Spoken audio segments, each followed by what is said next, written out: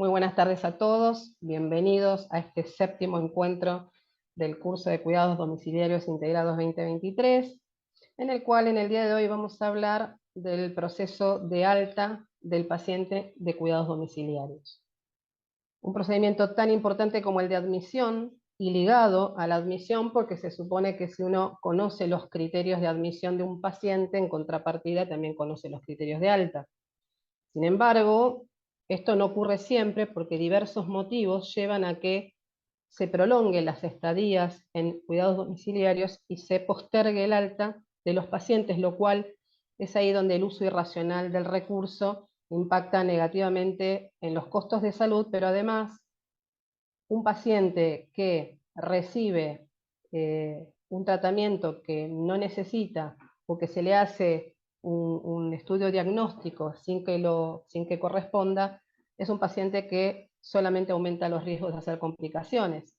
Y en un sistema donde hay tanta demanda, el no dar el alta en el momento oportuno al paciente que no lo necesita también le resta valor a aquel que sí lo necesita, que lo requiere y no lo puede tener. Así que este proceso tan importante decidimos hoy detenernos y ampliarlo a través de la convocatoria de la doctora Mónica Cenillosa, que como todos saben es coordinadora médica de nuestra sección, además de geriatra, médica legista y nuestra informática top de la sección. Así que le doy la bienvenida y le doy la palabra para que empiece con su exposición. Hola Mónica. Buenas, hola a todos, gracias. Voy a compartir pantalla.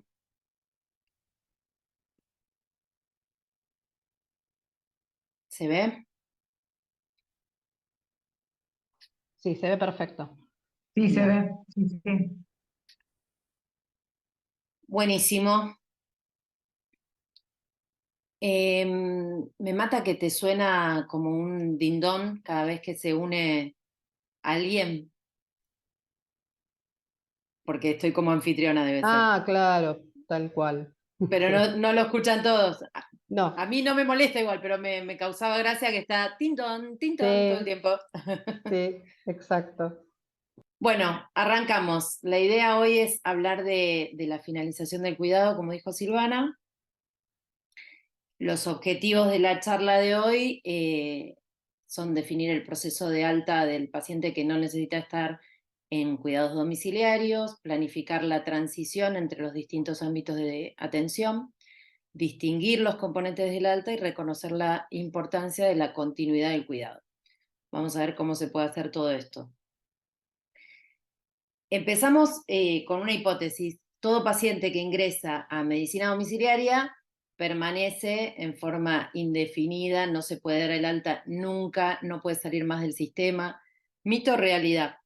Seguramente muchos profesionales, muchos médicos de cabecera, muchos médicos que están en el hospital y son los que solicitan después de una internación el ingreso, muchos de nosotros, muchos de los que estamos en domicilio también, a veces nos parece imposible que el paciente salga del domicilio y que se le pueda dar el alta. Bueno, la idea es hoy tratar de ver qué es lo que podemos hacer y a qué pacientes los puede beneficiar esto y a quienes no. El alta de un paciente, el alta de un paciente en domicilio, si no se planifica correctamente, puede generar conflictos. Siempre un paciente que no planificamos o que se le da el alta pero no sabe cómo va a ser su control, no sé, de anticoagulación o su control con infecto posterior o su control con medicación que tiene que recibir. Si no armamos bien los circuitos, los procesos y identificamos bien quién lo va a seguir y hacemos la transferencia del cuidado correctamente, seguramente va a generar conflictos. Y ese paciente termina consultando o en la guardia o rebotando en los distintos ámbitos de atención. Termina llegando al médico cabecera y el médico cabecera manda un mail diciendo por qué le dieron el alta, este paciente está en domicilio, pero me vino a ver al consultorio, reingrésenlo. Se arma un lío bárbaro, conflicto seguro con la familia, con el paciente, con el médico de cabecera. Bueno, vamos a tratar de identificar todas las partes como para que esto no ocurra. Los pacientes que tenemos en domicilio son pacientes crónicos, muy frágiles, con necesidades no solo complejas, sino dinámicas, van cambiando en todo momento. A estos pacientes, la coordinación e integración entre los distintos niveles asistenciales les genera un beneficio. Está demostrado que si al paciente yo puedo coordinar y transferir la información para que continúe con otro profesional en otro nivel asistencial, va a generar un beneficio. Satisfacción en el paciente, satisfacción en la familia, vamos a evitar problemas. Buscando lo que hay publicado, lo que ya está publicado sobre altas, planificación de alta o calidad en la transferencia de cuidados, en la transición, hay mucho escrito, pero sobre todo del alta del hospital al ambulatorio o de terapia de terapia al piso, o de la guardia al piso, o de quirófano. Hay un montón. Pero de domiciliaria al ambulatorio no hay mucho. Sin embargo, encontré este artículo de la Clínica Las Condes, que es de Chile, que me pareció súper interesante, donde habla de la transición de cuidados y qué cosas hay que tener en cuenta. Y me pareció interesante porque da una definición, la definición, esperen que me voy a acomodar acá, esto. Da una definición de los cuidados de transición que me pareció que atiende a todos los parámetros que nosotros tenemos en cuenta. Habla de que el cuidado de transición es el conjunto de acciones diseñadas para asegurar la coordinación y continuidad de los cuidados de salud durante la transferencia de los pacientes entre distintos niveles de cuidados, constituyéndose en nodos críticos de comunicación que requieren de planes integrales, de equipos entrenados en el abordaje de personas con problemas de salud complejos, no es cualquier equipo, e información actualizada acerca de metas, preferencias y estado clínico de los pacientes. Me pareció súper completa, no solo hay que darle una epicrisis donde diga que el próximo turno lo tiene con el médico de cabecera y nada más, sino que hay que atender a todos estos aspectos que me parece que es fundamental. Pero además considera aspectos logísticos, educación al paciente y a la familia, así como también coordinación entre profesionales involucrados. Súper completa. No es solamente el alta clínica, el alta de lo asistencial, sino que tengo que considerar lo logístico, la educación, la coordinación entre los distintos médicos que van a seguir este paciente. Está anticoagulado, lo va a seguir hematología, bueno, tengo que ver cómo se va a instrumentar ese seguimiento. Ahora vamos a ver qué estrategias hay. Acá puse cuándo, cómo y por qué. Cuando en todos los artículos que buscamos y que leí, planificación de alta, en todos dice que no hay una estrategia única y que cada uno trata de contar su propia experiencia, y es lo que vamos a hacer hoy acá también, ver nuestros procesos y tratar de optimizarlos según lo que nosotros tenemos. ¿Cuándo? Es lo mismo un paciente que está internado por un accidente cerebrovascular, hace una fibrilación, se anticoagula, sale con una hemiparesia, machaza, entonces se va a ir con rehabilitación y hasta tiene un trastorno diglutorio y entonces le pusieron una sonda de alimentación y tiene fonodilución. Ese paciente corresponde que vaya al domicilio, que tenga un ingreso a cuidados domiciliarios, que tenga un seguimiento médico, que se hagan los controles de la anticoagulación, que empiece su rehabilitación con kinesio, con fono, pero ese paciente probablemente pueda evolucionar, depende del paciente. Hay pacientes que van a entrar y no vamos a poder ver evolución de ningún tipo, y hay pacientes que este caso que les estoy contando me parece que es el típico que en 1 a 3 meses algo va a recuperar. Y después veremos qué es lo que podemos hacer con ese paciente. Pero es fundamental que desde el principio, desde el día 1, uno piense que este paciente puede llegar a salir, porque le estoy dando información al paciente o a la familia, al entorno, para que sepa que es posible que dentro de 1, 2, 3 meses, cuando sea posible porque rehabilitó, se refuncionalizó, ya no necesita tantos controles tan seguidos de laboratorio, está súper estable su anticoagulación. Bueno, ese paciente probablemente en algún momento pueda salir. Entró como un cuidado crónico, pero en 3 meses pudo rehabilitar, pudo refuncionalizarse y es posible que vuelva al consultorio del médico de cabecera para seguir con todos los controles. Si yo a este paciente nunca le digo nada, entra a cuidados domiciliarios y cree que esto va a ser de por vida y que se va a morir con el médico en domicilio, aunque camine, vaya a almorzar el domingo con toda la familia, lo lleven a pasear todo el tiempo, pero es más cómodo tener el médico en domicilio y cada tanto hacerse un control, ese paciente yo lo tengo que ir educando también con la salida del domicilio. Si yo doy la información correcta, este paciente ya sabe que cuando recupere, si es que lo hace, va a volver al consultorio con su médico de cabecera. Pero es interesante empezar a plantearlo desde el día 1. ¿Cómo, cuándo, cómo y por qué? Lo que decía de las estrategias, todos plantean que no hay una estrategia única, pero todos coinciden con que hay 4 pilares, que son la planificación, la comunicación, la conciliación de la medicación y la educación del paciente y los cuidadores. Veremos cómo hacemos todo esto, pero son los 4 pilares fundamentales. Planificación, un poco lo que estábamos hablando. Si el paciente entra en cuidados agudos, nosotros tenemos esta tabla que la mayoría la conoce, que habla de las estadías máximas en cuidados agudos según el motivo de ingreso. Entonces, si yo tengo un paciente que entra por una TBP y lo vamos a anticoagular, en principio va a tener 10 días para entrenamiento por enfermería para la aplicación. Quizás en esos días ya se hace el switch a un anticoagulante oral, me da tiempo a hacerle los laboratorios y a ver cómo sigue. Esto es siempre tentativo y cada médico y cada paciente va a ser una historia distinta. Si el paciente entra por una fractura de cadera, pero después hizo, no sé, una neumonía aspirativa y tuvo que recibir antibiótico y se puso mucho más frágil y todo se complicó, y por ahí no me alcanzan los 14 días y tengo que modificarlo y estar a un tiempo más.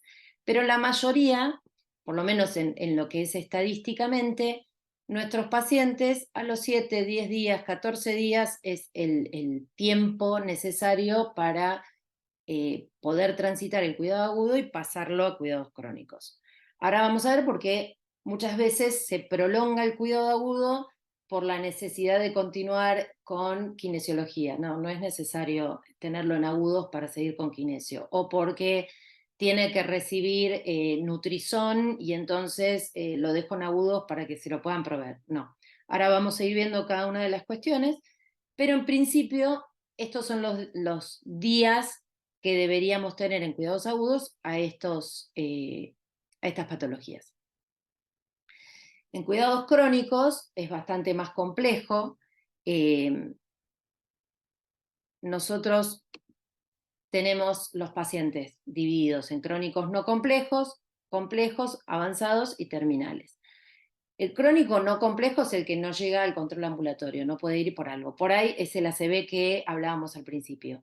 Es el paciente que estuvo internado, que sale desfuncionalizado, pero que probablemente en un tiempo nosotros le damos 1 a 3 meses cuando sale del hospital y después a reevaluar. Vemos si ese paciente puede salir y seguir por ambulatorio o se complejiza más y tenemos que rever y quizás prolongarlo.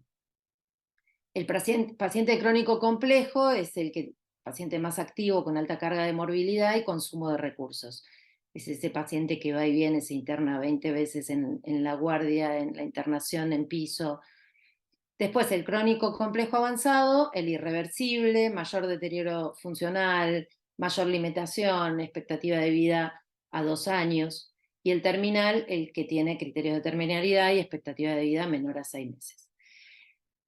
De acá para abajo, del crónico complejo, avanzado y terminal, sabemos todos que es muy difícil que salgan de cuidados domiciliarios. Lo más probable es que se traslade al hospital, se interne, las altas sean por traslado o por defunción.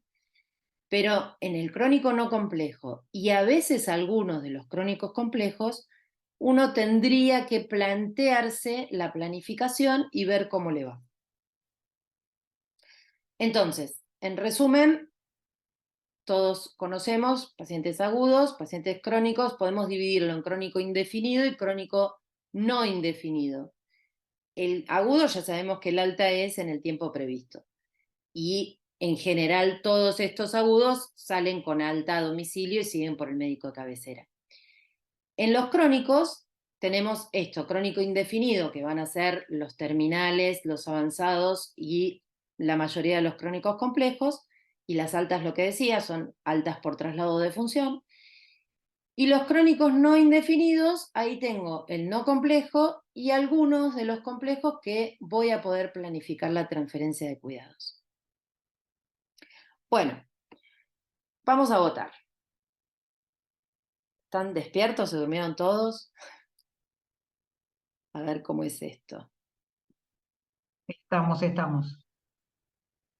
Esto es lo mismo que hicieron en el form, pero para hacerlo más divertido, ¿les aparece para votar? Sí, Bueno, ¿tuviste algún conflicto con un paciente o su familia para darle el alta de medicina domiciliaria? Y la voten. mayoría parece que tiene conflicto. Todos.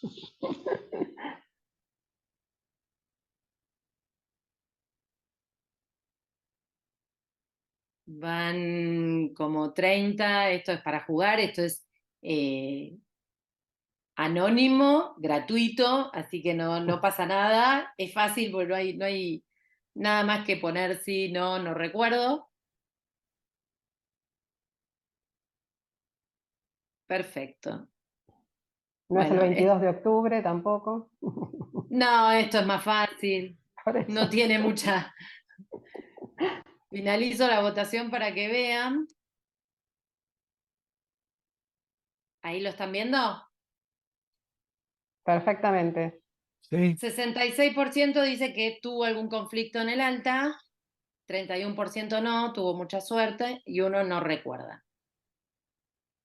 Todos, la verdad es que, sobre todo en los pacientes en la población que tenemos, son pacientes muy complejos para seguirlos, y ni que hablar para darle el alta, ¿no? Bueno, seguimos.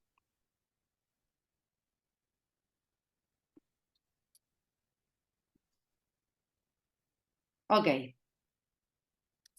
Dijimos entonces, primero la planificación, ahora la comunicación, comunicar el alta. ¿Qué estrategias tengo para la comunicación? Nosotros, a los médicos nos cuesta un montón escribir, registrar todo lo que hacemos, y en general hacemos muchísimo más de lo que escribimos en la historia. Es más que necesario registrar todo lo que vamos a hacer en el domicilio, o todo lo que logramos, todo lo que conseguimos en el domicilio, para que el que lo va a seguir tenga esta información. Pero además de comunicarlo, registrarlo para que el que lo va a seguir tenga la información disponible, accesible, también necesito que el paciente, la familia, el cuidador, el entorno, quien esté a cargo, quien sea el interlocutor válido, sepa cómo va a seguir. ¿Quién es el médico de cabecera? ¿Dónde lo atiende? Yo sé que a veces parece como que, bueno, también me tengo que ocupar de esto, pero la verdad es que uno está transfiriendo el cuidado de alguien, y si el paciente está anticoagulado o tiene controles que son responsabilidad del que le va a dar el alta, aunque le des el alta de domicilio porque corresponde que siga por ambulatorio, si uno no hace efectiva la comunicación, es responsable también de lo que pueda pasar.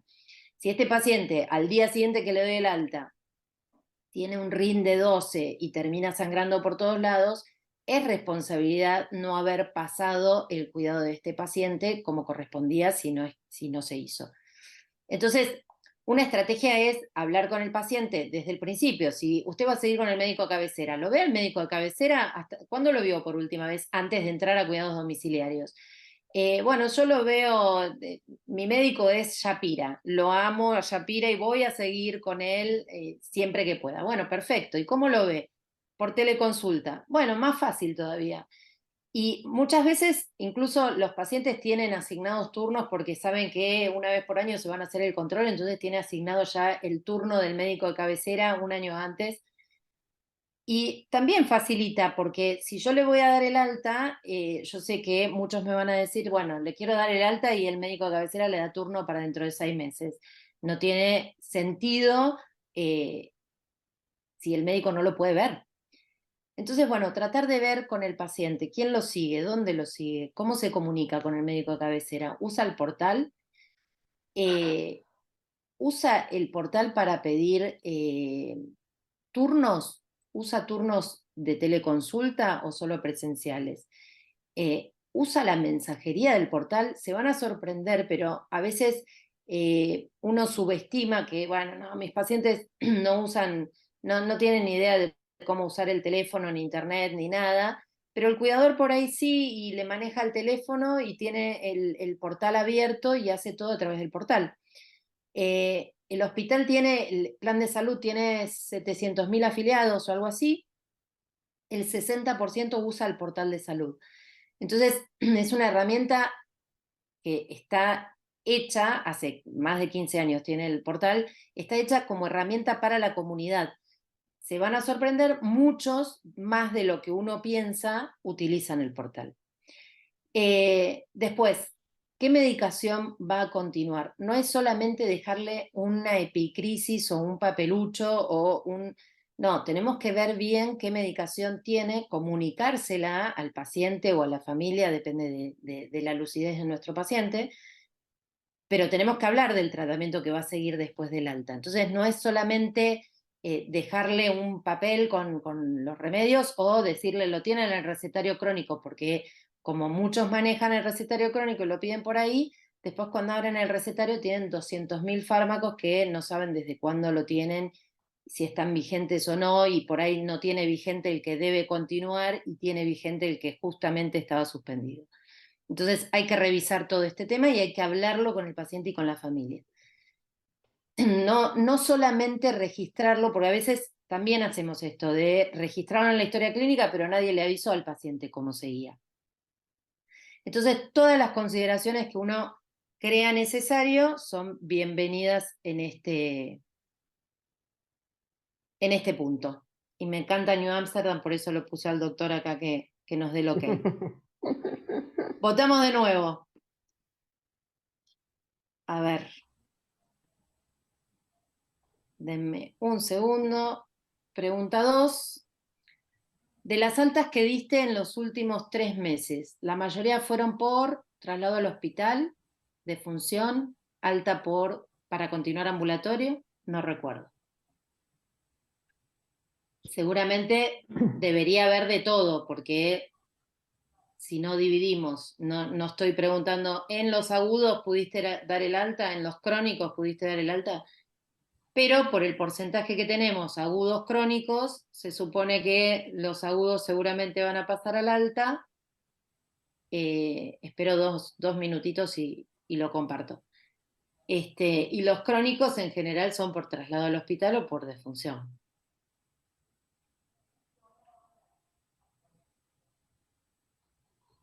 Quiero llegar a 30, si hacemos lo mismo que en la anterior, pero me quedó clavado en 29.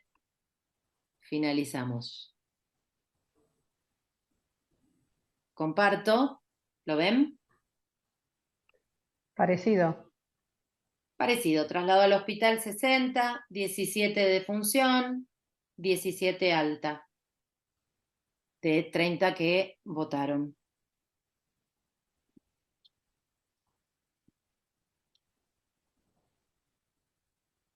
Y una más, Bueno, esta era para más adelante, pero se coló. En las altas donde el paciente va a continuar con su médico de cabecera, ¿registran en la historia clínica lo relevante para la transferencia de cuidados? Sí, siempre, sí, a veces, no nunca.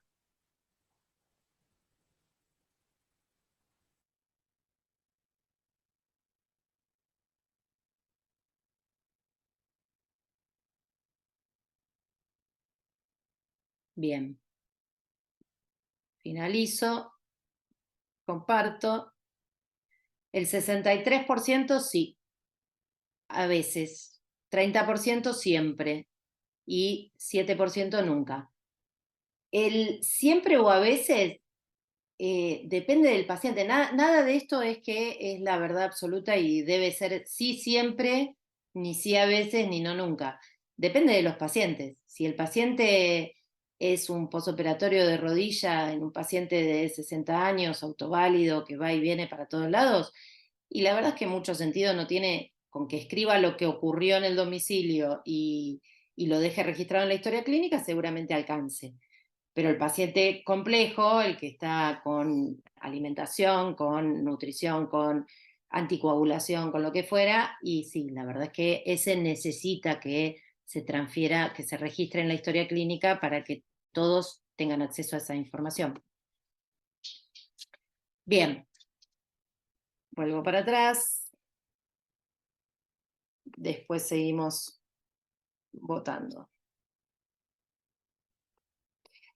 Bueno, entonces dijimos que había que comunicar todo lo necesario a la familia, al paciente y registrarlo en la historia clínica. Nosotros tenemos la ventaja de tener la historia clínica electrónica de muchos años de evolución, que se van incorporando cosas que nos parece que son sumamente útiles, como el plan de cuidados compartidos y personalizados. Se está trabajando un montón para que esto sea una ficha y no esté escrito manualmente en el resumen clínico, sino que aparezca como ficha, pero mientras tanto es en el resumen clínico de la historia donde debería aparecer. El resumen clínico, como saben, es transversal a todos los episodios, entonces se ve en internación, se ve en la guardia, se ve en el domicilio, se ve en el ambulatorio. Todo lo que yo quiera que se comunique al resto del equipo asistencial, para un lado y para el otro, para la internación o para el ambulatorio, es muy importante que se registre ahí. Entonces, el plan terapéutico, el registro en la historia clínica, el cierre de episodios, si le doy el alta tengo que cerrar el episodio, si se interna tengo que cerrar el episodio. Muchas veces el paciente que va a guardia, no hay ninguna duda que todos lo hacemos de registrar perfecto en la evolución y en el cierre de episodio domiciliario, ¿por qué lo estoy mandando a guardia? Y es fundamental porque en vez de estar 2 horas en el teléfono colgado para poder comunicarme con la central de guardia, puedo registrarlo y sé que cuando llegue a la guardia alguien lo va a ver y se va a enterar de por qué lo estoy mandando a la guardia. Pero si no lo escribo, me van a llamar para decir, ¿por qué este paciente está acá? Seguramente le van a decir al familiar, ¿por qué lo mandaron? ¿Por qué? Y el médico a la ambulancia, lo mío, no sé, a mí me mandaron a traerlo. En cambio, si está escrito, no hay problemas en general. Estamos trabajando también en la generación de alertas por ADT. ADT, para el que no sepa, es un sistema de información que muestra todos los movimientos del paciente, si se admite, si se da el alta o si se traslada. Esa es la sigla, admisión, transferencias y altas. Como ustedes reciben habitualmente el ADT de internación o el ADT de que llegó el paciente a la guardia, estamos trabajando para que el ADT le mande el aviso al médico de cabecera que el paciente fue dado de alta de medicina domiciliaria. Con un speech que diga, ya no tiene más cuidados domiciliarios, fíjate, darle un turno o estás a cargo del cuidado, ¿no? Algo un poco más formal, pero se trata de esto. Y mensajería del portal. Esto yo lo repito todo el tiempo, a mí me llegan muchos mensajes de mensajería del portal, y me parece que es una gran oportunidad de comunicación de los pacientes. Al médico le llega la notificación, la mensajería del portal, el paciente entra al portal y manda el mensaje que quiera al médico que lo está asistiendo, puede ser al médico de cabecera, a especialistas que lo estén siguiendo. Cuando están internados en el hospital también pueden mandar mensajes al equipo que tienen a cargo. Al médico le llega la notificación o en la aplicación del teléfono o en la historia clínica, le aparece que tiene mensajería y entra y contesta a través de la historia clínica o a través del teléfono con la aplicación. Me parece un sistema muy interesante, porque no es el WhatsApp, no es que tenés que tener el mail, el número de teléfono ni nada, sino que a través del portal se pueden comunicar con el médico de cabecera o con el médico que necesite, a veces con el hematólogo, a veces con el neurólogo, con cualquiera de los médicos que necesite comunicarse va a poder. Medicación. Medicación es un temazo, porque nuestros pacientes, probablemente en estos que queremos darle el alta, en algunos van a ser fáciles, que es conciliar la medicación crónica y nada más, y no tienen ninguna otra cosa pendiente, pero hay muchos pacientes que van a tener, no sé, pedidos, como hablaba antes, de la nutrición enteral. Es un paciente que ingresa, me pasó hace poco, una paciente relativamente joven con un tumor de esófago que le pusieron alimentación enteral para recuperar proteínas y que llegue mejor a la cirugía. Pero después iba a tener un tratamiento quirúrgico, probablemente curativo. Tenía controles en el hospital todo el tiempo con cirugía y con oncología. Y se decide poner la alimentación por lo menos 3 meses. Pero la paciente era joven, tenía un esposo también joven, los dos súper lúcidos, con mucha ayuda en el domicilio. Entonces estuvo una semana para entrenamiento del uso de la sonda nasogástrica y de la alimentación, pero después iba a seguir por ambulatorio con sus especialistas. El tema era la provisión de los insumos para la alimentación y del alimento. Nada, hay circuitos de logística armados, el tema es conocer los procesos y registrarlo. Ahora vamos a ver igual cada uno de estos casos, cómo se pueden resolver. Pero es fundamental que tenga registrada, conciliada la medicación, registrado todo lo que sea necesario y explicado al familiar, al paciente, a quien corresponda, toda la logística para poder proveerlos. Y lo mismo con educación, en definitiva, todo pasa por la comunicación entre el equipo que asiste, la familia y después lo que quede de información para el que sigue el cuidado. Pero es fundamental educar al paciente. ¿Está anticoagulado? Bueno, yo necesito que sepa que tienen que continuar los controles de anticoagulación, va a tener que seguir haciéndose laboratorio cada X tiempo, va a tener que seguir con su hematóloga o con su cardiólogo. A veces los cardiólogos también hacen seguimiento, pero bueno, no importa, con quien corresponda, con quien lo venía siguiendo de antes o con quien generemos la nueva consulta, tenemos que explicárselo al paciente o a la familia. Prevención en caídas, alimentación, las medidas higiénico-dietéticas. El equipo sociosanitario ayuda un montón. Todos tenemos casos de pacientes donde necesitamos que colabore para esto, prevención de caídas, vemos que el paciente es súper inestable, necesito que, bueno, ayudan muchísimo. Turnos, si no saben usar el portal o si no tienen ni idea de que existe la posibilidad de sacar turnos por el portal, tengo que hablarlo también. Esto es parte de la educación y de la comunicación. ¿Sabe sacar turno? Si lo dejo libre albedrío para que busque un turno en la central de turnos, seguramente le van a dar para hematología para diciembre. Y decís, ¿y qué hago? De acá a diciembre lo tengo que tener en cuidados domiciliarios solo porque el turno es dentro de 3, 4 meses. Y circuitos y coberturas, lo que venimos hablando, ¿no? No voy a repetir, pero hay que explicar todo esto y tiene que quedarle bien claro a quien se va a hacer cargo del cuidado. ¿Por qué es importante dar el alta de medicina domiciliaria? Y para no hipertrofiar el sistema, porque seguramente voy a tener la necesidad de recursos para otro paciente que lo necesita más.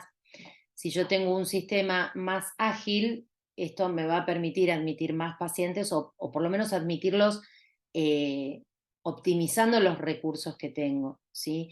Admitir al que realmente se beneficie, no que esté el que se beneficia porque no quiere ir hasta el consultorio y el familiar dice, no, pero yo tengo que esperar 2 horas en la sala de espera que el médico lo atienda y es mucho más fácil que venga el médico a domicilio. Sí, claro, pero la idea es optimizar los recursos para que los pueda usar el que lo necesite. El hospital trabaja mucho con el tema de transferencia de cuidados. Esto salió en la intranet hace muy poquito. Trabaja mucho, pero tiene el sesgo de lo intrahospitalario. Salió esto, me pareció muy interesante porque habla del traspaso de la responsabilidad del cuidado del paciente, y me parece que es un tema, están trabajando los comités de calidad de todos los hospitales y están hablando mucho del traspaso de información. Cuando se tratan de detectar los problemas del paso de un paciente de quirófano a sala o de UTI a sala, se encuentran muchísimos reportes vinculados a que no hubo una comunicación efectiva. No se enteró el enfermero que el paciente estaba ahí, no se enteró el médico de piso que tenía un ingreso en tal cama. Es súper importante. Es súper importante y hay un riesgo legal enorme si llega a pasar algo grave, ¿no? Bueno, esto salió en la intranet y habla del pase entre sectores de internación general, pase de centrales de emergencia a internación o UTI o quirófano. Bueno, nada, pero recuerda que realizar un pase de guardia implica un cambio de equipo asistencial y requiere la transferencia de cuidados. Y de hecho generaron como problema, ustedes vieron que en la historia clínica nosotros evolucionamos por problemas, se evoluciona por problema detectado, resuelto, lo que fuere. Se generó el problema transferencia de cuidados para que el equipo que va a sacar el paciente de donde sea evolucione transferencia de cuidados y esto quede registrado en la historia clínica para que el que lo recibe lo tenga y nadie pueda decir yo no me enteré. Vamos a la última votación que me encantó. Ahí la ven.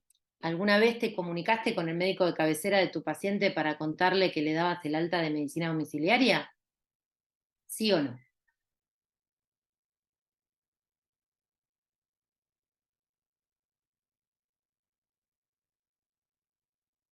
Muy bien. Ya vamos alcanzando la meta. Comparto. Mitad y mitad.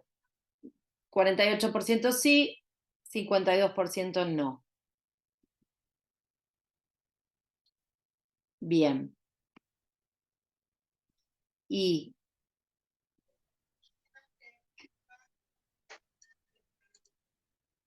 última pregunta. Si contestaste sí en la anterior, ¿tuviste respuesta del médico de cabecera?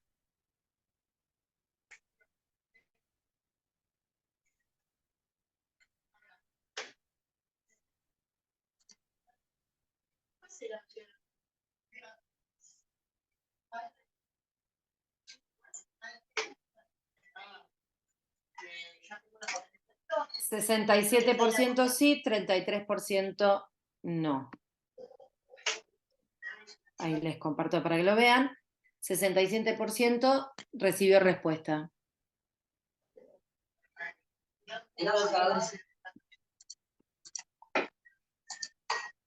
Hay Termino alguien con que está con abierto el micrófono. Si podés mutear a todos, Moni, desde el anfitrión, porque Ahí ahí parece que cerró. voy. Sí. Sí, se escucha bien ahí. ¿Cómo se manejan los pacientes sin medicina domiciliaria entonces? ¿Cómo hacemos? ¿Qué hacemos? Paciente que no le doy el alta porque tiene que continuar haciéndose laboratorio, si no lo pueden llevar, hace teleconsulta con el hematólogo, o sea que tiene seguimiento por hematología, pero no lo pueden llevar a hacer laboratorio, no sé, cada 15 días, una vez por mes. No es necesario que esté ni en cuidados agudos ni en cuidados crónicos. Si se puede resolver el seguimiento y puede volver al ambulatorio, presencial o virtualmente, Moriconi resuelve los pedidos del ambulatorio a través de mail o llaman o mandan WhatsApp con la orden del paciente, del médico de cabecera o del especialista. Moriconi tiene un viático que me lo actualizó ayer, así que es esto lo que le cobran, 3.600 pesos para los pacientes de capital y algo parecido a los de provincia. Obviamente, como no tiene episodio domiciliario, no lo puede subir a la historia clínica, pero se lo manda al médico de cabecera que se lo solicitó por mail y al paciente o familiar que lo pidió. O sea, Moriconi va a sacar muestras de pacientes que están en ambulatorio al domicilio sin ningún problema. No es un motivo para que quede. ¿Qué pasa con kinesiología, fono o del lenguaje de ilusión o terapia ocupacional? El mismo formulario que usamos nosotros para pedir cualquier tipo de rehabilitación, lo usan los médicos de cabecera. Siempre ante cualquier duda, y me ha pasado de no recordar, no sé cómo lo hace, se manda un mail al servicio que corresponda y habitualmente te contestan y te mandan el mismo formulario que necesitas para cargar. Pero el médico de cabecera puede hacerlo de la misma manera. En general registran en la evolución lo que van a pedir o por qué requiere el kinesio o fono o lo que fuere, y llenan el formulario y se mandan las sesiones y los maneja URRED. Este es el famoso formulario que completamos habitualmente, es el mismo para el ambulatorio. ¿Qué pasa con psiquiatría domiciliaria? Psiquiatría sabemos que es un poco complejo, inclusive estando en medicina domiciliaria. Yo los consulté esta semana para tener el dato más cercano del circuito. Me contestaron que tienen que pedir el turno de admisión en el servicio, que es presencial, y que pueden enviar el mail a servicio psiquiatría y los internos que tiene para poder organizarlo. Y después ellos deciden cómo continúa el seguimiento, si es por teleconsulta, si es por empresa tercerizada, lo que fuere. Pero existe la posibilidad de hacer la consulta con psiquiatría y que ellos definan el seguimiento de psiquiatría sin necesidad de estar en medicina domiciliaria. Insumos, medicamentos, alimentación enteral. Tenemos farmacia extramuro. Lo que les decía del mail, a veces es difícil cuando estás con tu paciente en la casa o te llaman y estás en la calle, acordarte de todo lo que corresponde a una farmacia, a la otra, cómo lo pido, cómo no lo pido. En general, mandando el mail a farmacia extramuro, siempre te van a sacar cualquier tipo de dudas que haya, pero, por ejemplo, el caso que conté de alimentación enteral no necesita continuar con cuidados domiciliarios, ya estaba entrenada, manejaba sola la alimentación. Bueno, listo, sigue por farmacia extramuro. Ellos le van a mandar los insumos, lo que es descartables y material de la alimentación, y después, nada, continúa en el recetario crónico el pedido del alimento y va por ahí. Lo mismo la enoxaparina, no necesita quedarse un paciente, pasa mucho con pacientes oncológicos que tienen que continuar con enoxaparina por tiempos muy prolongados. Y quizás el paciente entró porque tenía antibiótico más la enoxa más una curación. Y se resuelve todo, pero va a seguir con enoxa eternamente o durante un tiempo muy prolongado, y el paciente ya volvió a consultar al ambulatorio a todos sus especialistas. Bueno, no necesita quedarse en cuidados domiciliarios por la provisión de enoxaparina. se carga, todo tiene que estar registrado en la historia clínica como siempre, pero va por farmacia extramuros.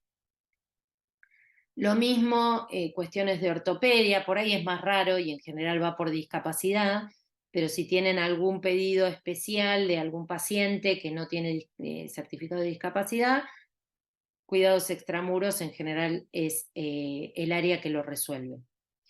Y después, por último, los centros de atención ambulatorias de plan de salud, que ahí tenemos enfermería para curaciones, para aplicaciones a veces nos piden entrenamiento para insulina o eritropoyetina. Si el paciente deambula y va a ver, a veces nos ha pasado de endocrino, lo cita una vez por semana porque le quiere hacer todos los controles y pide el entrenamiento de enfermería para el uso de insulina. Y hay enfermería en el centro de atención ambulatoria, así que podrían entrenarse ahí si es que tiene la capacidad y todo. Distinto es que necesite enfermería para otras cosas. Lo hablábamos con Silvana, hay varios pacientes que pasaron al revés por ahí. Yo tengo una paciente con una artritis reumatoide, con unas úlceras en las piernas que son croniquísimas, que vienen hace un montón de tiempo, que la seguía dermatología y que la curación la hacían en enfermería de un ambulatorio. En un momento la paciente, nada, clínicamente fue deteriorándose y terminó entrando a cuidados domiciliarios y ahora tiene enfermería para las curaciones y demás, pero durante muchísimo tiempo lo resolvió con enfermería de los centros ambulatorios. Es más difícil, pero también hay.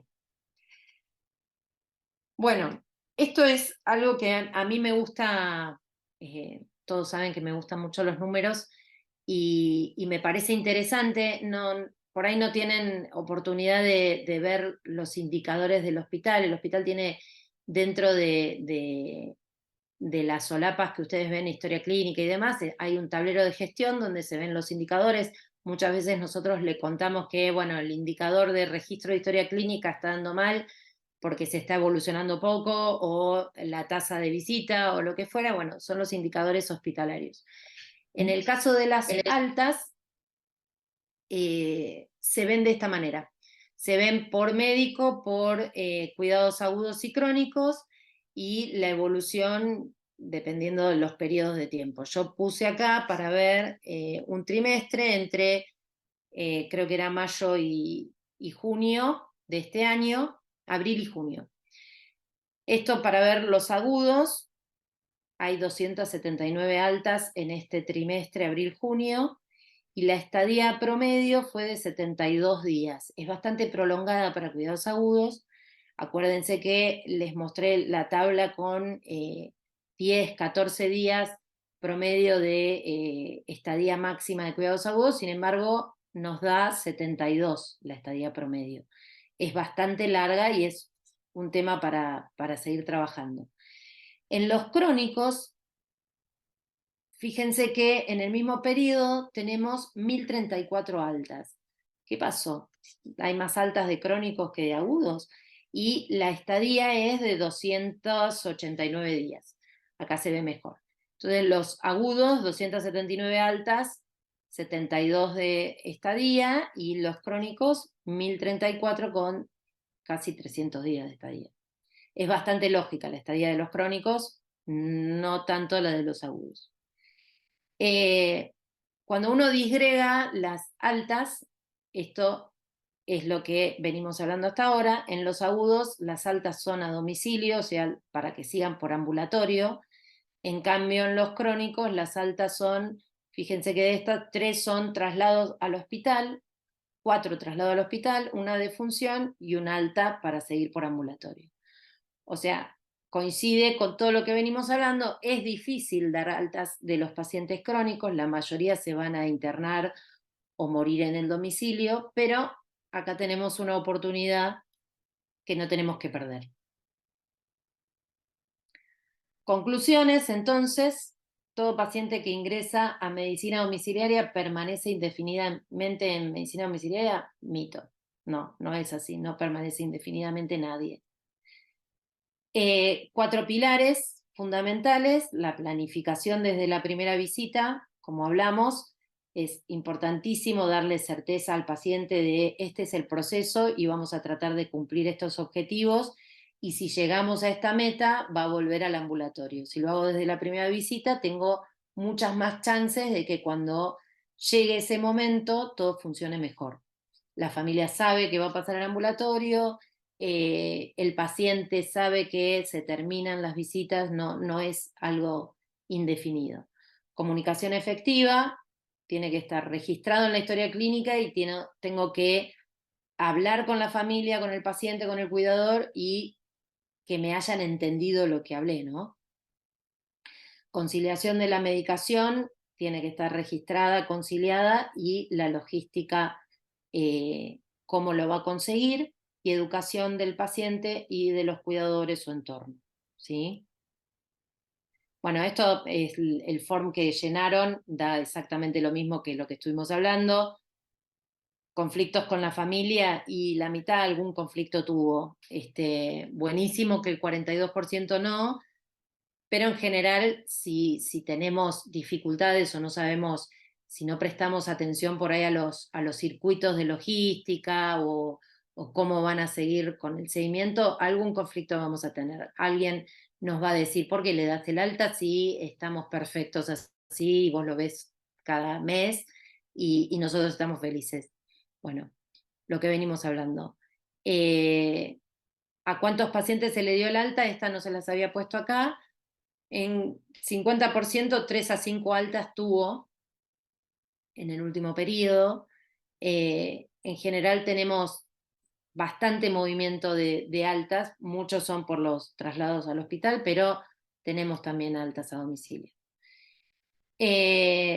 Lo que hablamos en la encuesta también, la mitad cuidados crónicos, cuidados agudos. Y del registro de comunicarse con el médico de cabecera. Si no, me alegra mucho que muchos estén intentando hacer la transferencia del cuidado, comunicándose con el médico de cabecera y avisándole. Y también es óptimo que reciban respuesta, ¿no? Porque si nos comunicamos y no encontramos ninguna respuesta, también es algo para trabajar. Bueno, creo que hasta acá llegamos. Muy linda la charla, Moni. Muy interesante porque aparte, en este último punto que hiciste el resumen, donde dice, bueno, insistir en que desde el inicio se planteen los objetivos y que ya se le adelante al paciente que esto tiene un tiempo y que el objetivo es que ellos vuelvan al ambulatorio. Obviamente estamos hablando de la población donde esto es factible.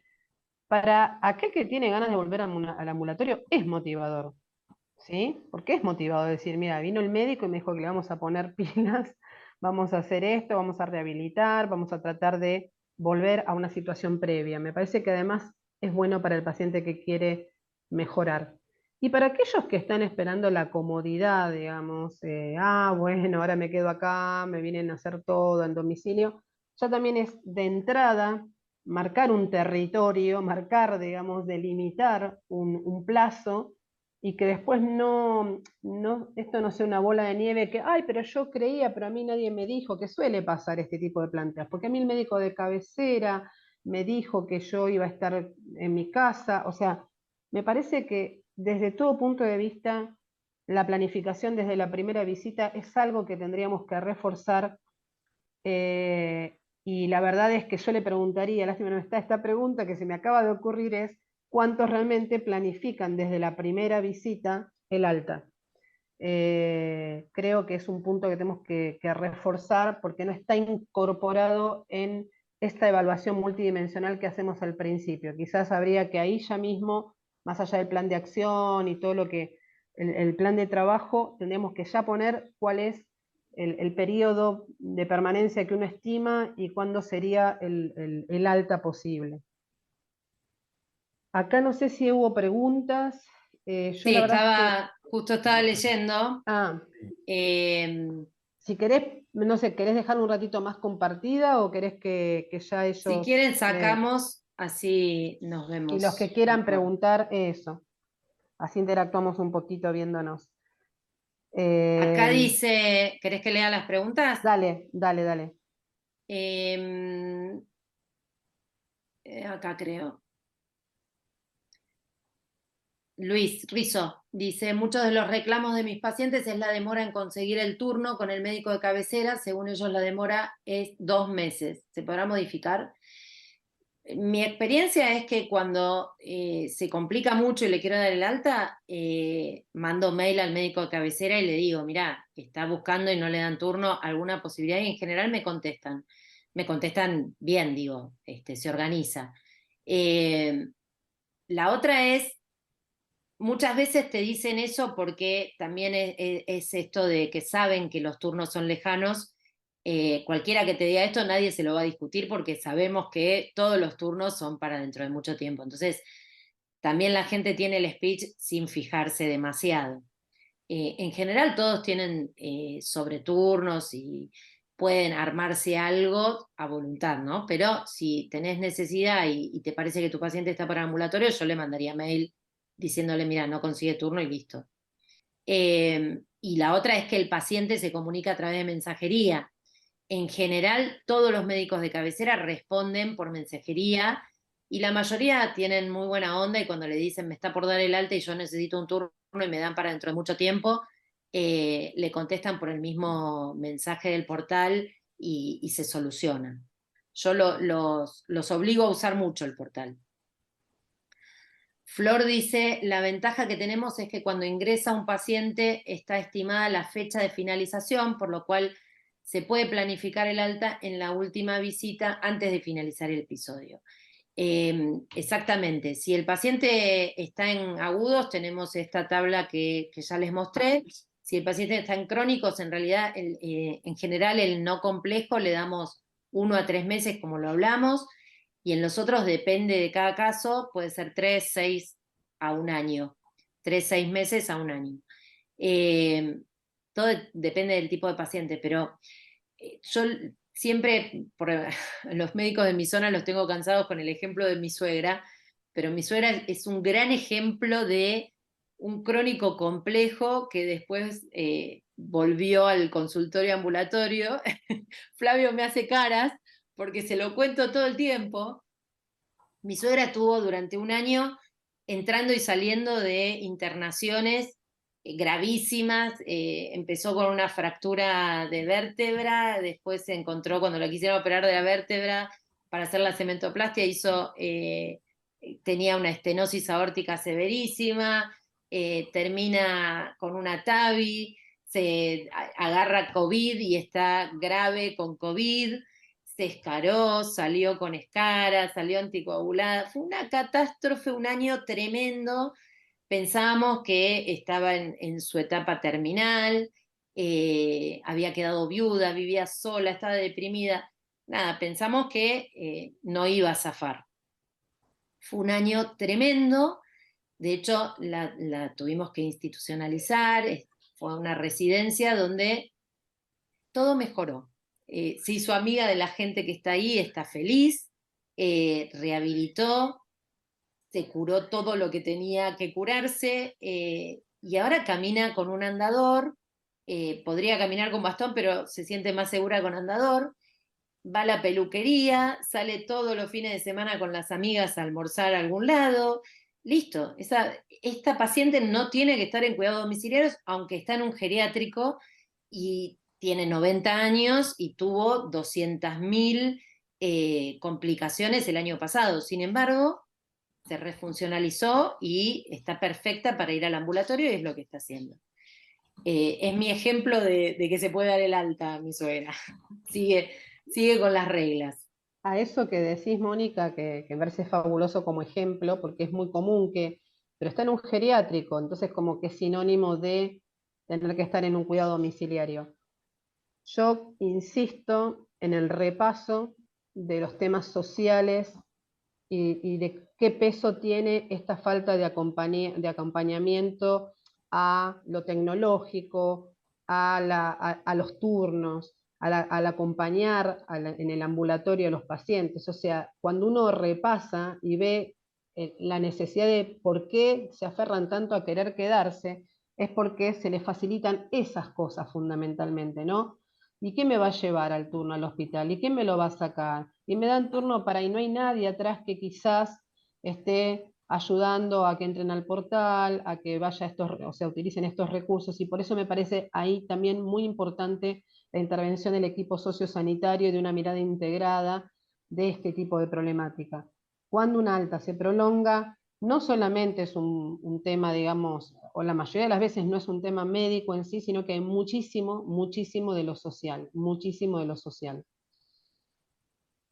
Daniela, perdón, primero, bueno, felicitaciones a Se te Mónica por escucha un excelente poquito charla. bajo, Javier, casi no se te escucha. Daniela levantó la mano, Ah, listo. la doctora Tolosa. Sí, Dani, habla. Hola, no sé si me escuchan. Sí, Sí.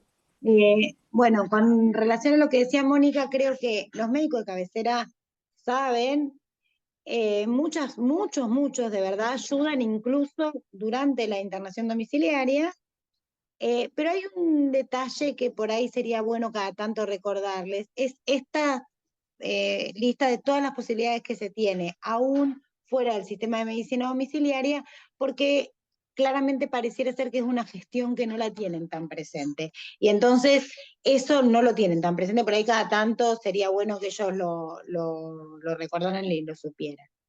Y después me parece interesante este último tiempo, en lo personal, por lo menos me ha pasado tener muchos pacientes con mucho conflicto social, ¿sí? La viejita que vivía sola, que tiene solo una sobrina, que entonces la pone en el geriátrico, la pareja de adultos mayores que no se pueden arreglar ni con el portal, ni con... Estamos teniendo, y me parece que dadas las condiciones del entorno, esto no va a ser un tema menor, porque bueno, no solo el problema social que tienen desde lo económico, sino que desde lo económico también es, bueno, necesito que el hospital me resuelva más cosas. Digo, yo le di el alta a un paciente que tuve la suerte que el médico cabecera, la verdad es que fue muy receptivo, pero el argumento era, no puedo pagar el taxi y no puedo viajar en subte para ir al hospital. Eh, y me costó, y por suerte el médico de cabecera accedió, y la verdad que era un paciente no para atender en forma virtual, bueno, un paciente complejo, digamos. Pero lo logré porque el médico de cabecera, por suerte, me ayudó, pero no es un tema menor. Si yo no hubiese tenido el apoyo del médico de cabecera, por ahí con ese paciente todavía sigo dando vueltas a ver cómo le resuelvo el problema de que no puede pagar no puede viajar en el subte y no puede acceder por vía del taxi por una cuestión de costos. La verdad que empezamos a ver muchos de estos temas sociales ahora. Una, muchísimo. una recomendación que hago, Daniela, a la primera parte de tu comentario, que es, nosotros ahora con Mónica, a partir de esta actualización, vamos a, bueno, valga la redundancia, a actualizar este documento que tiene todas las prácticas que se pueden realizar de manera ambulatoria, perdón, domiciliaria, sin que estén en internación domiciliaria. Lo vamos a justamente actualizar y se los vamos a volver a compartir, lo vamos a volver a subir al Drive, que ya lo tienen compartido, para que cuando también den el alta, cuando comunican al médico de cabecera en el mail, le adjunten este documento. Yo lo suelo hacer con aquellos pacientes que son de empresa, y cuando le doy el alta le mando este adjunto para que ellos los conozcan y que sepan que pueden hacer kinesio, pueden hacer interconsultas, pueden hacer también laboratorio, etcétera. Sí, porque los traumatólogos pasa también, ¿eh? En los agudos, que uno les da el alta, el traumatólogo por ahí quiere más kinesio y les da el papelito. Y ahí andan con el papelito, ¿y qué hago con el Sí, papelito? sí, exactamente. Por ahí, y ese es un ejemplo muy tonto, porque la verdad es que habría que por ahí simplificárselo a los traumatólogos y no hacerles llenar la forma de Google, porque es mucho por ahí para ellos, pero bueno, una forma en donde mandar el papelito. Perdón, no sé si se me escucha. Sí, Bueno, primero felicitar a Mónica, ya lo había dicho así, pero no sé si se escuchó bien porque fue una charla excelente y los comentarios muy buenos. Me quedé un poquito preocupado por esto de que el 42% no tuvo ningún conflicto para dar un alta, lo que me hace pensar que tal vez estamos dando menos altas de las que tenemos que dar, pero bueno, también hay gente que entró hace poco y bueno, tal vez tuvo suerte y no tuvo conflicto, pero yo pensé que el 90% iba a tener conflicto, así que tal vez faltan algunas altas y tener un poquito más de conflicto, pero digo, hablando en serio, si uno planifica la alta de entrada, los conflictos son mucho más raros, ya lo dijeron, y yo lo que les quiero transmitir es que nosotros también jerarquizamos más nuestro trabajo de la comunidad práctica de medicina domiciliaria si tenemos a los pacientes que realmente lo necesitan. ¿Sí? Si nosotros retenemos pacientes que no necesitan el servicio, ¿sí? Que deambulan, que pueden llegar a salir, que pueden manejarse con acompañamiento afuera de su casa. El tema que planteó Daniela es extremo, pero es un tema económico que tampoco nos compete a nosotros. El hospital tiene otras áreas como el equipo sociosanitario para encarar y tomar decisiones sobre estos temas. También estamos, digamos, jerarquizando nuestro trabajo. Nosotros como médicos de cuidados domiciliarios tenemos que estar bien seguros de que nuestro recurso humano, que es súper valioso, y somos un grupo súper capacitado para atender pacientes en domicilio y que nos estamos formando y entrenando todo el tiempo, tenemos que estar seguros de que cuando el paciente no lo necesita, no lo necesita. Transmitirlo, comunicarlo, hacer las cosas bien en la planificación de alta, pero no retener ningún paciente porque es más cómodo para el paciente, o porque el familiar es conflictivo, o porque demora un turno de un médico de cabecera, o porque en una ventanilla del hospital no le dieron respuesta a la cobertura de una gasa, porque ese paciente tiene todas las instancias dentro del hospital y todas las instancias de comunicación con su médico de consultorio para eso. Entonces, es como un médico que hace guardia o que hace internación en una sala que no da el alta a los pacientes cuando les tiene que dar, que obviamente el rol de ese médico se va desdibujando un poco, porque dicen, bueno, uno de tus roles es dar el alta a un paciente y desocupar una cama hospitalaria cuando el paciente ya no más lo necesita. ¿Se entiende? O en una guardia cuando el paciente realmente no necesita ser internado, no ocupar una cama hospitalaria que la necesita mucha otra gente. Entonces tenemos que acostumbrarnos a la cultura del alta en el domicilio y estar seguros y ante la duda consultar a los coordinadores de que estamos haciendo las cosas bien. Ahora, una vez que estamos seguros, si no comunicamos adecuadamente y cumplimos todos estos pasos que Mónica dijo, y sí, ya somos parte del problema, porque entonces cuando el paciente nadie le explicó cuándo tiene que hacer un próximo laboratorio, se queje con el médico cabecera ambulatorio, con nosotros, nos vuelva a llamar, o cuando nadie le explicó cómo tiene que seguir tomando los remedios, va a pasar lo mismo, o cuando nadie le explicó algo muy importante, que lo quiero reiterar, es cuáles son los roles de seguimiento a partir del alta, o sea, qué persona tiene que manejar cada cosa, o sea, yo le doy el alta, no es necesario que venga más, no voy a venir más, y este tema suyo lo va a manejar su médico de cabecera ambulatorio. Este otro tema lo va a manejar el servicio de rehabilitación al cual usted va a concurrir o van a seguir concurriendo independientemente de la edad. Este tema lo va a manejar el área de farmacia, o sea, hay que explicarle al entorno qué rol asume cada persona a partir del alta, los roles que uno ya no va a asumir. Porque si no, el paciente no tiene por qué saber, de esto se tenía que ocupar tal cosa, de esto se tenía que ocupar y aunque el médico de cabecera no le dé un turno, el promedio es de 3 semanas de demora hoy por hoy de los médicos de cabecera, tienen 3 semanas promedio de demora, pueden comunicarse con el médico y el médico decide si les adelanta el turno, les gestiona esto, les gestiona lo otro. Entonces es de muy buena práctica y por eso la Joint Commission, que es el organismo que nos acredita internacionalmente, últimamente lo incluyó en sus últimos manuales de internación domiciliaria, justamente esta problemática de planificar el alta desde el día 1.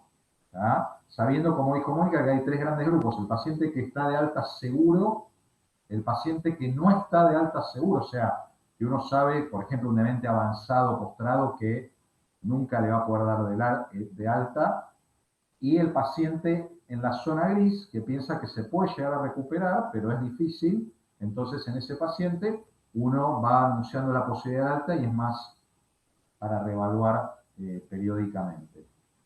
Yo voy a actualizar el proceso de alta que tenemos en la sección, que nunca lo terminamos de actualizar y de difundir bien, gracias a todos estos aportes y los de Mónica especialmente. Voy a actualizar ese proceso y con los links a las distintas cosas como los circuitos alternativos y se los voy a mandar. Y más allá de que contacten al médico de cabecera, que en casos importantes hay que contactarlo, por ejemplo, entornos súper conflictivos, porque si no el médico va a rebotar el paciente. Más allá de eso, si uno registra bien en la historia clínica todo lo que hizo al momento del alta y hace un cierre bueno de la historia clínica domiciliaria, el médico cabecera eso lo va a leer y va a entender perfectamente qué pasó. Y no va a tener dudas de, ay, ¿para qué le habrán dado alta a este paciente si en realidad se uno pone paciente ya puede salir por sus medios, se le explicó tal cosa, se le dijo tal otra, se le pidió para tal día tal otra, para que controle con tal, y todo eso está bien explicadito, y uno le comunicó bien el alta al paciente, que eso a veces es algo en lo que fallamos, no se le dice al paciente claramente al entorno, está de alta. No hay que tener miedo, a veces pasa, bueno, nos vamos a ir dejando de ver, bueno, que le vaya bien, hay que decir la palabra. Usted a partir de hoy yo le doy el alta de la sección de medicina domiciliaria, no voy a concurrir más, no me voy a hacer más cargo del cuidado suyo, porque usted tiene todo previsto A, B, C, D, E, un gusto, chao. No hay que tener miedo de eso, ¿verdad? Ni usar eufemismo. Bueno, muchas gracias. Buenísimo. Bueno, no sé si alguien quiere hacer alguna otra pregunta, algún otro comentario. En el chat hay un par más. A ver. Luis dice, creo que la historia clínica es una herramienta muy buena para comunicarse, siempre.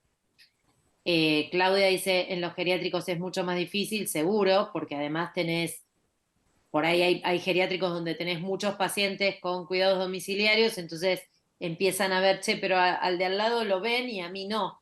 Y viceversa, por ahí tenés un paciente que no está en cuidados domiciliarios y en el geriátrico te dicen, bueno, ya que venís a ver estos 4, agreguemos a este, pero este sale. Bueno, sí, es todo un tema para trabajar. Una cosita. Porque el geriátrico tiene un incentivo económico para que no se dé de alta el paciente. Ojo, el geriátrico tiene que invertir más recurso humano habitualmente y más gestiones, recurso humano para hacer gestiones que la sección nuestra les facilita muchísimo. Entonces, si yo le doy el alta a un paciente de geriátrico, el personal del geriátrico se tiene que ocupar de explicarle cómo gestionar ciertas cosas al familiar, de tener una mirada médica un poco más encima del paciente, etcétera, etcétera, etcétera. Entonces, ojo con eso también, que nosotros tenemos que defender nuestros intereses como institución, sabiendo que el paciente, si el paciente obvio ya no necesita el servicio, y el geriátrico está defendiendo sus propios intereses. Y yo quería hacer un comentario con respecto a lo que menciona Luis Rizzo con respecto a la historia clínica, que es un buen lugar como para comunicarse.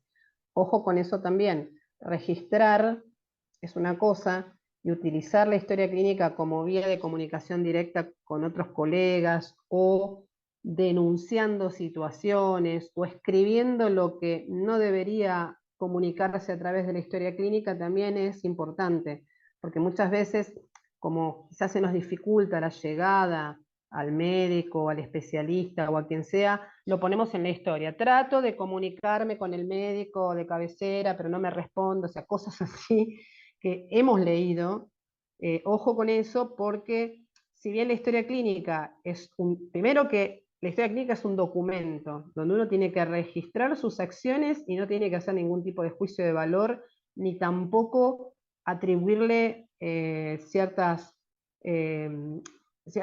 beneficios que no son por ahí, ¿sí? Y hay que ser muy cautelosos. Lo he visto varias veces y hay que tratar de ser cautos con lo que uno vuelca, porque siempre digo, todos los que estamos ahí somos el hospital italiano. No importa si estoy en el domicilio, en la guardia, en la sala, somos nosotros. O sea, esto si un día tiene que ser llevado, nunca, ojalá nunca suceda, pero si tiene que llegar a un juicio, el juez va a abrir la historia y va a empezar a leer todo lo que nosotros pusimos ahí y estamos todos del mismo lado, ¿sí? O sea, en contra de quien nos hace la demanda. Entonces, ojo con eso y darle la importancia que corresponde. Es un documento que le pertenece al paciente, además, le pertenece al paciente, entonces uno tiene que saber qué escribir. Y sí, insistir en el registro de todas nuestras acciones. Lo que hacemos hay que escribirlo, ¿sí? Acotado, despojado de pasiones y de juicios, pero tiene que estar anotado, porque también ocurre esto de que, no, pero yo le dije a la familia, yo llamé, yo fui y le expliqué que estaba de alta. Bueno, pero no lo escribiste, no figura. Eso es importante, ¿sí? Totalmente. Bueno, siguiendo, dice Flavio, dentro del plan de acción debería estar programar el alta. Nosotros, yo por lo menos empecé a poner, es difícil cuando hacemos desde la coordinación la evaluación en el piso, en ese ratito por ahí definir que realmente el paciente va a estar para el alta en 10 días. Es muy probable, pero puede fallar. Entonces, yo trato de hablarlo con cada paciente que evaluamos, tratamos de, ya sabemos, hay probabilidades con los postoperatorios de trauma, todos sabemos que esos pacientes van a salir. Entonces tratamos de ponerlo. Finaliza cuidados tal fecha y luego continuar por médico de ambulatorio.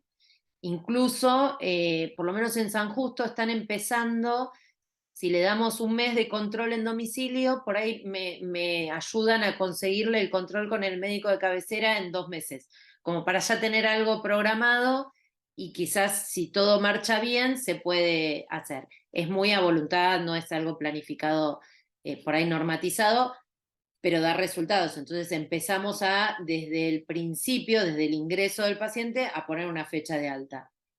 Pero sí, está bien lo que dice Flavio de empezar a incluirlo también como posibilidad en lo que escribimos, ¿no? Bueno, Claudio también, si a veces en los geriátricos es más difícil cuando hay otros pacientes de medicina domiciliaria, es lo que hablábamos. Yo explico criterio de ingreso y permanencia en MD. Perfecto. Es cierto, hay que planificar el alta, si se hace una comunicación efectiva con el médico de cabecera en caso de que requieran más precocidad en el turno, también es importante decirle al paciente que hicimos transferencia. Creo que la seguridad del paciente le da seguridad al paciente la continuidad del cuidado, totalmente. Si le decimos todo, es darle certidumbre. Si le decimos al paciente, mire, ya hablé con su médico de cabecera, saque el turno que lo va a ver cuando terminamos con el cuidado domiciliario, lo va a seguir. Ya hablé con él, o ya le escribí en la historia clínica cómo va a seguir, o directivas anticipadas, la planificación, cuáles son las metas. Es importantísimo porque uno ya viene trabajando con un montón de cosas. Nada, que sigan en la misma línea con el siguiente médico o con el equipo que lo siga, ¿no? Moni, hablando de transferencias, tal vez no sé si se mencionó claramente nuestros pacientes que uno dijeron, bueno, doy muchas altas de crónicos por traslado al hospital. Eso tiene un sesgo, tiene una trampita estadística, que es que ese paciente muchas veces vuelve y uno finalmente le termina dando el alta por fallecimiento o a veces incluso al ambulatorio. O sea, uno le dio el alta por traslado, pero el mismo paciente vuelve, ¿sí? Y uno le termina dando el alta muchas veces por fallecimiento, porque está demostrado que estos pacientes, cuando se van deteriorando, por ejemplo, los pacientes crónicos avanzados, en el último año o los de vida tienen entre 1 y 2 internaciones hospitalarias promedio, lamentablemente. Entonces, es importante la transición, el uso de la historia clínica adecuada cuando uno deriva a un paciente a la guardia, que habitualmente la deriva el médico a cargo, puede ser que lo derive un geriátrico sin avisar o se autoderive, pero en general uno lo deriva. Poner claramente en la historia clínica una breve evolución con los objetivos de derivación por la continuidad del cuidado, porque uno estuvo viendo al paciente 5, 6, 10, 20, 100 días y conoce perfectamente qué está pasando y por qué lo deriva. Entonces poner paciente con esto, esto y esto, se deriva por este motivo, se deriva con tal objetivo. Muy breve, ¿sí? sin imponerle a la guardia ninguna conducta. Yo lo que hago habitualmente, y nunca he tenido inconvenientes ni me han llamado de la guardia para tener que aclarar, pongo claramente: paciente que presenta fiebre, estado confusional en el posoperatorio número 40 de tal cosa, derivo a la guardia para evaluación clínica, eventual cultivos, eventual internación. O sea, como que la guardia después lo va a decidir, pero yo pongo en 3 líneas qué está pasando, para qué lo mando y por qué lo mando. Eso es importante porque tenemos muchos traslados, lamentablemente, por el tipo de paciente, y si no, no hay una transición adecuada, y además los médicos de guardia pueden llegar a decir, bueno, ¿por qué cayó este paciente? ¿Quién me lo mandó? No entiendo nada, etcétera, etcétera. Eso, para aclararlo, si bien estamos hablando más que nada del alta al ambulatorio y todos los problemas de comunicación que puede haber si uno le da el alta al consultorio. Totalmente. Y acá Cristian dice algo que me parece que no lo hablamos y es fundamental: la comunicación entre el equipo primario, médico, enfermería, socio, rehabilitación, para todos tener el mismo discurso. No hay ninguna posibilidad de dar el alta y no avisarle al enfermero, al kinesiólogo, al fono, los que van, porque seguro que va a generar un conflicto. Y lo peor que nos puede pasar es que el propio equipo de salud, que tendríamos que estar todos con el mismo discurso, diga, no, que no le den el alta, dígale que lo ingresen de nuevo porque yo tengo que seguir aplicándole el Clexane. Arruina todo el laburo que hicimos por no comunicarnos. Entonces, es fundamental que uno ya sabe qué pacientes, y además sabemos que tenemos enfermería que puede ser tercerizada, las empresas con las kinesios, fono lo mismo. Entonces, es súper importante que todo el equipo sepa cuáles son las alternativas después. Seguro que si tiene que seguir, va a seguir con kinesio, no hay ningún problema, no necesita estar en cuidados agudos o crónicos para continuar, pero tiene que saber todo el equipo cómo va a seguir, porque si no va a haber conflicto seguro. Creo que acá estamos en el chat. Muy bueno, muy buenos aportes de todos. Sí, muy buenos, realmente. Como les dije, en estos días voy a circular un proceso escrito con lo más importante de esto para que quede como una de las normativas o, digamos, recomendaciones de la sección, lo más concreto posible y con los links a los distintos materiales que pueden ser de utilidad. Así, tanto la gente que estuvo hoy o que no estuvo puede repasar lo más importante de cómo encarar desde el primer día, qué hay que tomar en cuenta en el momento del alta, cuáles son los circuitos alternativos si se los quiere pasar a algún otro profesional. Y con los aportes de hoy lo voy a terminar de mejorar. Perfecto. Bueno, si no hay más Una preguntas... cosa cortita. Sí. Todos los pacientes tienen el instructivo con los datos en general. Si tienen kinesio, fono, cualquier rehabilitación, tienen el contacto de URRED, de la unidad de rehabilitación. Y en general los pacientes se comunican a unidad de rehabilitación. Con lo cual, eso también usarlo, porque si le damos el alta y va a seguir con kinesiología, terapia ocupacional, lo que fuere, ellos tienen cómo contactarse. A veces parece mucho más difícil de lo que es y en realidad ya están en contacto o tienen la vía de comunicación. Solo eso, sí. No, perfecto. Bueno, si no hay Gracias, más excelente. preguntas, les agradecemos a todos por la participación. Les recordamos el mes que viene ya nos acercamos a los últimos encuentros. Y cuando también tengamos con Mónica el documento actualizado, se los voy a compartir, lo voy a subir como siempre acá en el curso y lo vamos a compartir por el chat, el link para que puedan entrar.